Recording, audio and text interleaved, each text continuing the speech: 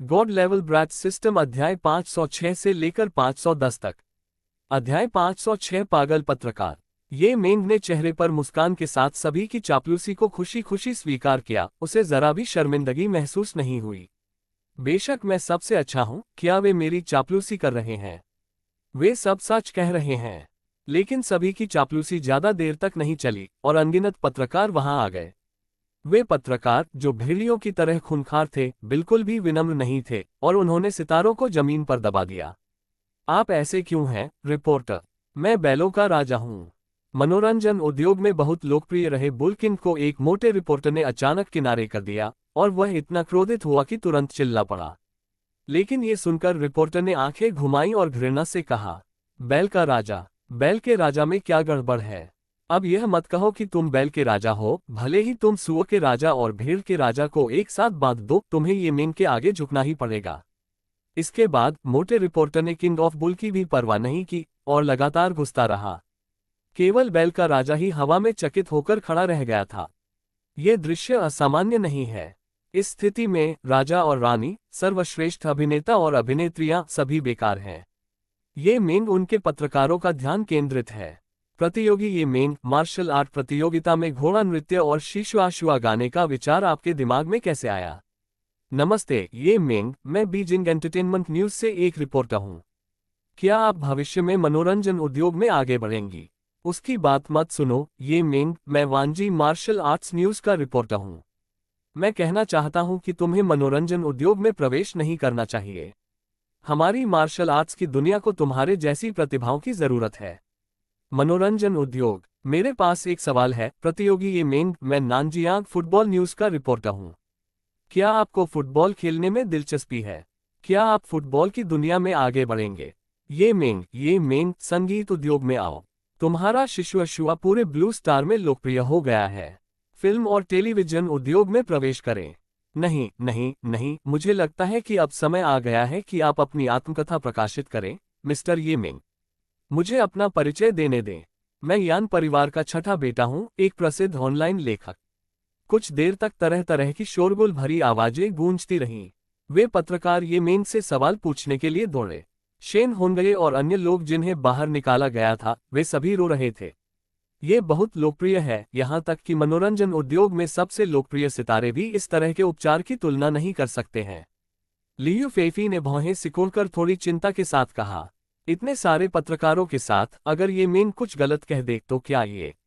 इससे पहले कि वह अपनी बात पूरी करती, शेन होंगे ने मुस्कुराते हुए कहा, चिंता मत करो मिस लियू, छोटा भाई कौन है? क्या ये पत्रकार उस पर हावी हो सकते हैं? जैसे ही आवाज गिरी, ये मेंग की बचकानी आवाज वहां गूंजी, यहाँ बहुत शोर है, मेरे कान बहरे हो जाएंगे। अगर आप मेरा इंटरव्यू लेना चाहते हैं तो मेरे लिए लाइन में लग जाएं। जब पत्रकारों ने ये सुना तो वे तुरंत शांत हो गए और फिर एक एक करके आज्ञाकारी ढंग से पंक्ति में खड़े हो गए। ये देखकर लियू फेफी की आंखें अविश्वास से बड़ी हो गईं। क्या ये संभव है? शेन होंगये ने हंसते हुए कहा, ये छोटा भाई कमाल का है। वह एक मामूली रिपोर्टर को भी अपने वश में कर सकता है। बाकी सभी ने सहमति में सिर हिलाया। ये मेंग ने अपने सामने खड़े पत्रकारों की ओर देखा और बहुत मासूमियत से एक महिला पत्रकार की ओर इशारा किया। रिपोर्टर बहन, आप पहले जाइए। ये देखकर पत्रकार तुरंत प्रभावित हो गए। ये बच्चा स्टार बनने के लिए ही पैदा हुआ था। न केवल उसे स्टेज का डर नहीं लगा, बल्कि उसने इन अनुभवी पत्रकारों को भी चौंका दिया। इस अध्याय का अंत। TOC अध्याय 507 साक्षात्कार। ये मेंग द्वारा नामित महिला रिपोर्टर खुश हुई और जल्दी से पूछा, छोटी ये मेंग, मैं अनचेंग एंटरटेनमेंट वीकली का रिपोर्टर हूँ। क्या तुम अनचेंग से हो? ये मेंग ने ये सुनकर चेहरे पर गंभीरता के भाव के साथ सिर हिलाया। हाँ, मैं अनचेंग से हूँ, लेकिन बहन रिपोर्टर, आपको मुझे लॉर्ड ये कहना चाहिए, न कि छोटा दोस्त। जैसे ही उनके शब्द बाहर आए, आसपास के पत्रकार हंगामा करने लगे और फिर सभी उत्साहित हो गए। ये बहुत बड़ी खबर है। ये मेंग के पास रहस्यमय आभा की एक और परत होगी। शहर का 6 वर्षीय भगवान, हे भगवान, ये बहुत चौंकाने वाला है। एनचेंग एंटरटेनमेंट वीकली की महिला रिपोर्टर तो और भी अधिक उत्साहित थी। प्रतिभाशाली ये मेंग न केवल आनचेंग से है, बल्कि आनचेंग शहर का स्वामी भी है। वह कल्पना भी नहीं कर सकती कि एक बार यह खबर जारी होने पर पूरा आनचेंग इस तरह के उन्माद में आ जाएगा। हे भगवान, मुझे डर है कि अब ज्यादा समय नहीं रह गया है जब मुझे पदोन्नति और वेतन वृद्धि मिल जाएगी। मैं एक प्रसिद्ध रिपोर्टर बन जाऊंगी, एक बड़ी प्रधान संपादक बन जाऊंगी, एक लंबे, अमीर और सुंदर आदमी से शादी करूंगी और जीवन के शिखर पर पहुंच जाऊंगी। मैं बस इसके बारे में सोचकर ही बहुत उत्साहित हूँ। महिला पत्रकार ने खुशी से सोचा, उसकी आंखों में सितारे थे।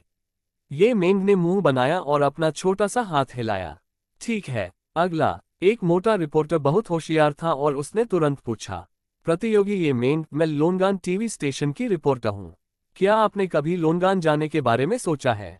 इससे पहले कि वह बोलना समाप्त करती, पिछली महिला रिपोर्टर ने अचानक उसकी जांघ पर लात मार दी। हमारे एनचेंग के खजाने को चुराने की हिम्मत की, मैं तुम्हारी गेंदों पर लात मारूंगा। मोटा रिपोर्टर जोर से जमीन पर गिर पड़ा। उसका पूरा शरीर कांप उठा। उसके आसपास मौजूद सभी पत्रकारों ने ठंडी हवा में सांस ली और ठंडे पसीने से लथपथ हो गए। अरे, एनचेन के लोग बहुत अजीब हैं। एक छोटे से प्रकरण के बाद ये मेंढ ने साक्षात्कार स्वीकार करना जारी रखा।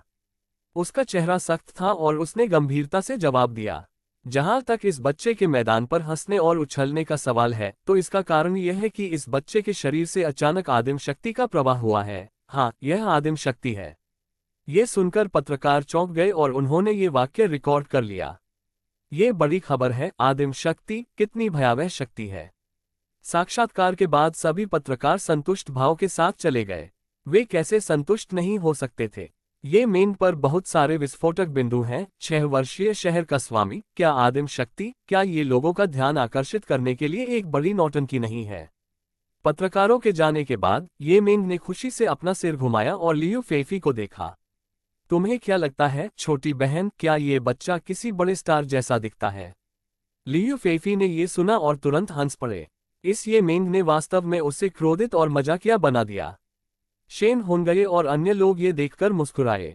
एक संक्षिप्त अभिवादन के बाद सभी ने ये मेंढ को घेर लिया और मार्शल आर्ट हॉल छोड़ दिया। आज केवल उद्घाटन मैच आयोजित किया जाएगा और मार्शल आर्ट सम्मेलन की आधिकारिक प्रतियोगिता को कल तक इंतजार करना होगा, जब प्रत्येक प्रांत से भाग लेने वाली टीमों की बारी होगी। मार्शल आर्ट हॉल से बाहर निकलने के बाद काले रंग की स्प्रिंट कारों का एक बेड़ा मार्शल आर्ट हॉल के सामने रुक गया और इंतजार करने लगा। ये स्थानीय तानाशाह शांग परिवार द्वारा भेजा गया एक काफिला है, जो नानजियांग प्रांत के योद्धाओं द्वारा पहला गेम जीतने की प्रतीक्षा कर रहा है और फिर उत्सव भोज में शामिल होने के लिए उनका स्वागत करता है। काले रंग की स्प्रिंट कारों के बीच एक चांदी सफेद रंग की कार है जो विशेष रूप से आकर्षक है। ये प्लेटिनम ब्लू स्ट्रेच्ड कार है जिसे शांग युवानलियांग ने विशेष रूप से ये मेंढ के लिए तैयार किया है। ये शेन होनगये की सवारी वाली गोल्डन ब्लू कार से भी दुर्लभ है। प्लेटिनम ब्लू में ये मेंढ का स्वागत करने के बाद शांग युवानलियांग ने अपना हाथ हल्के से हिलाया और फिर काफिला धीरे धीरे नानजियांग प्रांत की पहली इमारत एंक्सिन बिल्डिंग की ओर बढ़ गया। इस अध्याय का अंत। TOC। ऐसी ही और अधिक कहानियां सुनने के लिए हमारे channel heart novel Hindi FM को सब्सक्राइब तथा इस वीडियो को लाइक करना ना भूले। अध्याय 508, मुझे एक और प्याला दो। आधे घंटे बाद एंक्सिन बिल्डिंग नजर आने लगी। ये मेंढ पिछली बार सुजियान और उस मोटी लड़की के साथ एंक्सिन बिल्डिंग में गई थी। इस बार वे पुरानी जगह पर फिर से गए और थोड़ा करीब महसूस किया। लेकिन इस बार उन्हें न केवल तियानजियाओ मंडप में प्रवेश करने की अनुमति दी गई, बल्कि सीधे क्यून यंग मंडप तक चढ़ने की अनुमति दी गई। क्यून यंग मंडप स्पष्ट रूप से तियानजियाओ मंडप की तुलना में बहुत बड़ा था और सजावट अधिक सरल और सुरुचिपूर्ण थी, जिससे लोगों को पहली नज़र में आराम और खुशी महसूस हुई। सभी लोग अपनी अपनी स्थिति के अनुसार बैठ गए। बेशक ये मेंढ को स्वाभाविक रूप से सबसे सम्मानजनक स्थान पर बैठना था। जैसे ही वे बैठे, महल के कपड़े पहने एक युवती ने सभी को चाय बनाने की कला दिखाई। एजोर स्टार के उत्तर में स्थित राजधानी के विपरीत नानजियांग प्रांत दक्षिण में सबसे बड़े और सबसे समृद्ध शहरों में से एक है। यहाँ चाय समारोह बेहद लोकप्रिय है। गणमान्य व्यक्तियों से लेकर आम लोगों तक सभी चाय का स्वाद लेने में गर्व महसूस करते हैं। सुगंधित चाय परोसे जाने के बाद सभी को तुरंत ही एक हल्की सी चाय की खुशबू महसूस हुई, जो उनकी नाक तक पहुंची। अच्छी चाय, सबने मन ही मन में प्रशंसा की। जैसे ही वे एक घूंट लेने वाले थे, उनके कानों में एक बुड़बुड़ाहट जैसी आवाज सुनाई दी। सिर घुमाकर उन्होंने देखा कि ये मेंढ ने एक ही सांस में एक कप चाय पी ली थी। अंत में वह असंतुष्ट लग रहा था, इसलिए उसने सभी चाय के सेट अपने मुंह में ठूंस लिए और उन्हें क्लिक के साथ चबाना शुरू कर दिया। सभी को ऐसा महसूस हुआ मानो 10,000 घास के घोड़े दहाड़ते हुए गुजर रहे हों। चाय चखने का अच्छा मूड एक पल में नष्ट हो गया। लेकिन ये मेंग को यह नहीं पता था कि दूसरे क्या सोच रहे थे। उसने अपना छोटा सा हाथ बढ़ाया, महल की पोशाक में एक महिला की ओर इशारा किया और एक बच्चे की आवाज में कहा, मिस, मेरा प्याला फिर से भर दीजिए। ये सुनकर सब लोग दिल में जोर से चिल्ला उठे, फिर से भरना, भगवान लानत है, फिर से भरना। सौभाग्य से मार्शल आर्ट सम्मेलन के प्रतियोगियों को छोड़कर उपस्थित सभी लोग ये मेंग से सबसे अधिक परिचित थे। थोड़ी देर तक शिकायत करने के बाद उन्हें अपना सिर हिलाना पड़ा और कड़वी मुस्कान देनी पड़ी। लेकिन गुओ जिन और अन्य लोगों ने अपनी आंखें बड़ी कर लीं और बिना पलक झपकाए ये मेंग को देखने लगे। उन्होंने अपनी आंखों से देखा कि ये मेंग ने सारे चाय के सेट खा लिए थे। प्रारंभिक दौर में भाग लेने वाले योद्धा तियानजियाओ मंडप में सभी वैकल्पिक थे और क्यूनिंग मंडप में प्रवेश करने के लिए योग्य नहीं थे। इसलिए ये पहली बार था जब गुओ जिन और अन्य लोगों ने वास्तव में ये मेंग को समझा। गल्प गल्प, ये मेंग ने गाय की तरह एक कप चाय पी और फिर चाय के सेट को इत्मीनान से अपने मुंह में ठूंस लिया और क्लिक के साथ उसे चबाने लगा। यह आता है। गुओ जिन और अन्य लोगों ने एक पल में अपनी आंखें चौड़ी कर ली और अचानक उनके दिल में बेतहाशा चिल्लाया। ये बहुत भयानक था, ये मेंग वास्तव में चाय के सेट खा सकता था। ये पहली बार था जब उन्होंने सुना था कि कोई चाय के सेट खा सकता है। जैसे ही उनके विचार आगे बढ़े, गुओ जिन और अन्य लोगों ने फिर से आश्चर्य व्यक्त किया। क्या सु मेंशन मास्टर और अन्य लोग आश्चर्यचकित नहीं हैं? वे अभी भी शांत भाव से चाय क्यों पी रहे हैं? योद्धाओं में सबसे कम उम्र के वे शियाओ बाओ अंततः इसे सहन नहीं कर सके और पूछ बैठे, मेंशन मास्टर, आप हमेशा की तरह अभी भी शांत क्यों हैं? भाई ये मेंग, वह फिर से चाय के सेट खा रहा है। जब वे शियाओबाओ की आवाज गिरी तो सु शियातन और अन्य लोग हंस पड़े। जियाओबाओ, उत्साहित मत हो, बैठ जाओ। बस धीरे धीरे मेरे गुरु की आदत डाल लो और यह प्रक्रिया तुम्हारी अनुकूलन क्षमता पर निर्भर करती है। ये तो बच्चों का खेल है, इसकी आदत डाल लो, इसकी आदत डाल लो। वे शियाओबाओ, गुओ जिन और अन्य लोग ये सुनकर अचंभित रह गए। इसका क्या मतलब है कि इसकी आदत डाल लो? क्या ऐसा हो सकता है कि ये मेंग कुछ और खा सके? हे भगवान, अगर ऐसा है तो ये मेंग किस तरह का अजीब आदमी है। यह अविश्वसनीय है कि हम ऐसे व्यक्ति के साथ टीम के साथी हैं। इस अध्याय का अंत। TOC अध्याय 509 मार्शल आर्ट सम्मेलन जादुई हथियारों पर प्रतिबंध लगाने जा रहा है। हालांकि उन्हें सु शियातन और अन्य लोगों द्वारा सांत्वना दी गई थी, लेकिन गुओ जिन और वे शियाओबाओ जैसे मार्शल कलाकारों को अभी भी लगा कि यह बेहद बेतुका था। उन्हें चाय का स्वाद लेने की भी इच्छा नहीं थी। उनकी आंखें ये मेंग की हरकतों पर ही टिकी रहीं, इस डर से कि कहीं कोई चौंकाने वाला दृश्य छूट न जाए। सुगंधित चाय का स्वाद चखने के बाद सभी लोग गपशप करने लगे। बोलते हुए सु शियाओटियन को कुछ याद आ गया। उसने थोड़ा भौहें सिकुड़ी और थोड़ी चिंता के साथ कहा, मास्टर, आपने हमें जो जादुई हथियार दिया है वह बहुत शक्तिशाली है। मुझे डर है कि नॉकआउट राउंड के बाद गठबंधन जादुई हथियारों के इस्तेमाल पर प्रतिबंध लगा सकता है। उसकी आवाज गिर गई। शेन होंगे और शांग युवानलियांग अचानक सदमे और गुस्से में खड़े हो गए। महल के स्वामी ऐसा क्यों कहते हैं? पूरे इतिहास में जादुई हथियारों पर प्रतिबंध लगाने वाला कोई नियम कभी नहीं रहा। गठबंधन हमारे जादुई हथियारों पर प्रतिबंध क्यों लगाता है? हाँ, महल के स्वामी, ये बात समझ में नहीं आती। क्या आपको कहीं से यह खबर मिली? पिछले मार्शल आर्ट सम्मेलनों में जादुई हथियारों, कठपुतलियों, छिपे हुए हथियारों आदि पर प्रतिबंध लगाने वाले नियम कभी नहीं बनाए गए थे, इसलिए शेन होंगे और शांग युवानलियांग को समझ में नहीं आया कि सु शियातन ने ऐसा क्यों कहा। सु शियातन ने उसके चेहरे पर एक कड़वी नजर सुनी। ईमानदारी से कहूं तो मैंने कुछ अफवाहें सुनी हैं। गठबंधन के शीर्ष नेताओं को लगता है कि हमारे जादुई हथियार बहुत शक्तिशाली हैं, इसलिए बहुत संभावना है कि वे जादुई हथियारों के इस्तेमाल पर सचमुच प्रतिबंध लगा देंगे। शुरुआती गेम में शेन लियांगमिंग ने पहली लड़ाई में चीनी मिट्टी के बर्तन कटोरे के जादू के हथियार पर भरोसा किया और 7 स्तरों को पार कर यू झोंगयन को हराया। ये कहा जा सकता है कि इसने सभी की आंखें चौंधिया दी। यदि ये तीसरी लड़ाई के लिए नहीं होता तो ये मिंग ने सभी का ध्यान आकर्षित करने के लिए एक जिश्वश्वा और घुड़सवारी नृत्य किया। मुझे डर है कि इस समय इंटरनेट भारी चर्चा का विषय बन गया होता। चीनी मिट्टी के बर्तन कटोरा जादू हथियार के बारे में। लेकिन फिर भी चीनी मिट्टी के बर्तन कटोरा जादू हथियार ने भी कई लोगों का ध्यान आकर्षित किया है।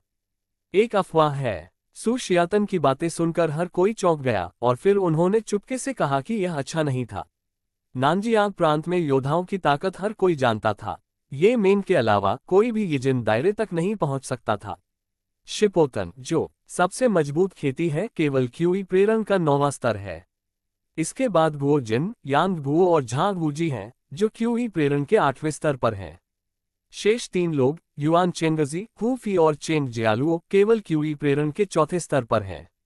जहां तक वे शियाओबाओ का सवाल है, वह अभी तक क्यूई प्रेरण क्षेत्र तक भी नहीं पहुंच पाया है। उसके पास केवल टोंगमाई का 9वां स्तर है। क्या अफसोस की बात है, अगर शेनलोन के 3 दोस्त इस मार्शल आर्ट मीटिंग में भाग नहीं ले पाते तो हमारे पास कम से कम 3 यिजिन दायरे के स्वामी होते। अचानक शेन होंगे और शांग युवानलियांग ने आह भरी। ये सुनने के बाद गुओ जिन और अन्य लोगों के चेहरे पर शर्म के निशान दिखाई दिए। जियाओ फैंग, डुआन यू और जू झू को नानजियांग हवेली की युवा पीढ़ी के 3 सबसे मजबूत लोग माना जाता है। उन्हें ड्रैगन के 3 दोस्त के रूप में जाना जाता है। दुर्भाग्य से ये तीनों ब्लू स्टार पर नहीं है, क्योंकि वे जियाओ यू नामक एक खलनायक का शिकार कर रहे हैं।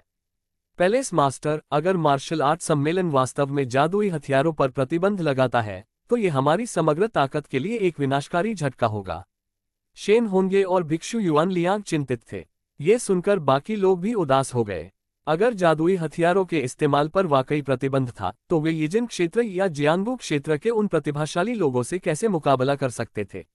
गुरुजी, क्या आप सुन रहे हैं? सु शियातन ने ये मेन की ओर देखा और जब उसने उसे चारों ओर देखते हुए देखा तो उसने धीरे से पूछा।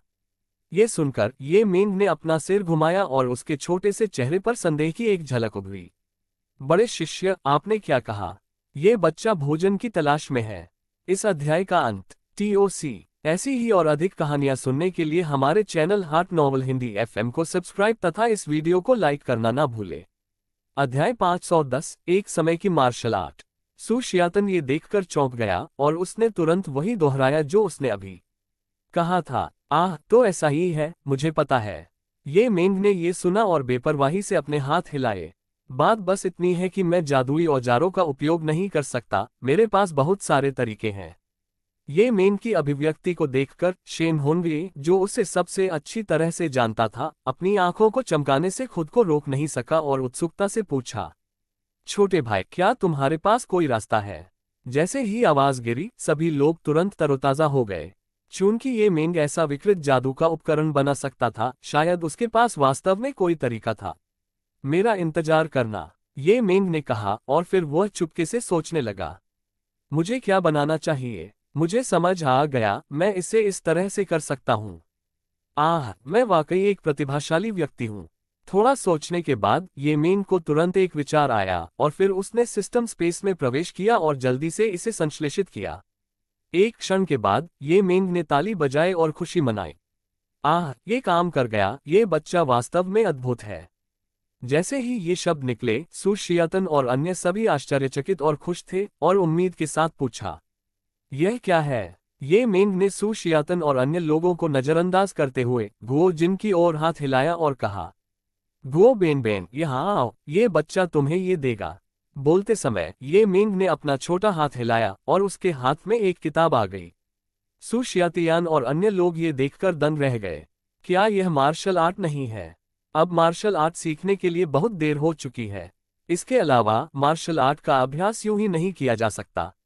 अगर आप 1 या 2 साल नहीं बिताते तो आप शायद शुरुआत भी न कर पाएं। गुओ जिन भी हैरान था, लेकिन वह ईमानदार था। ये मेंग ने जो कहा उसे सुनने के बाद वह फिर भी आज्ञाकारी ढंग से चला गया। गुओ बेन बेन, यह एक बार की मार्शल आर्ट है, आप इसे ले लो, ये मेंग ने कहा और पहले ही किताब गुओ जिन के हाथ में थमा दी थी। एक बार की मार्शल आर्ट, ऐसी कोई चीज होती है? एक पल के लिए सब लोग दंग रह गए। मार्शल आर्ट तो मार्शल आर्ट है, ये किस तरह की एक बार की मार्शल आर्ट है? उन्होंने तो इसके बारे में कभी सुना ही नहीं था। बेवकूफ, यह एक मार्शल आर्ट है जिसका इस्तेमाल सिर्फ एक बार ही किया जा सकता है। ये बच्चा तुमसे वाकई बहुत प्रभावित है। इसके अलावा इस बच्चे की एक बार की मार्शल आर्ट बहुत शक्तिशाली है। वे आपको अपने विरोधियों को आसानी से हराने में सक्षम बना सकते हैं। उन्हें लापरवाही से इस्तेमाल न करें। ये मेन सभी से पराजित दिख रहा था और उसकी अभिव्यक्ति तिरस्कार से भरी थी। मैं इस बच्चे के साथ इतने लंबे समय से हूं, लेकिन मैं अभी भी इसकी दुर्लभ चीजों से बहुत हैरान हूं। ये वाकई आश्चर्यजनक है। जैसा कि उन्होंने कहा, ये मेंग ने गुओ जिन को मूर्खतापूर्ण नजर से एक किताब पकड़े हुए देखा और वह तुरंत क्रोधित हो गया। गुओ स्टूपिड, तुम बहुत बेवकूफ हो। तुमने किताब पर थप्पड़ मारकर यह सीखा है। तुम वहां क्यों खड़े हो? गुओ जिन ने शब्द सुने और अपना हाथ किताब की ओर पटक दिया। बिहू, गुओ जिन से एक सफेद रोशनी निकली। ये देखकर सब हैरान रह गए। आखिर यह क्या चीज है जो हर जगह सफेद रोशनी फैला रही है? बेशक इसमें शेन होंगे और अन्य शामिल नहीं हैं। वे ये मेंग के उन्नयन को देखने के आदी हैं और अब वे आश्चर्यचकित नहीं होते हैं। जब सफेद रोशनी फीकी पड़ गई तो गुओ जिन की झिझकती हुई आवाज निकली।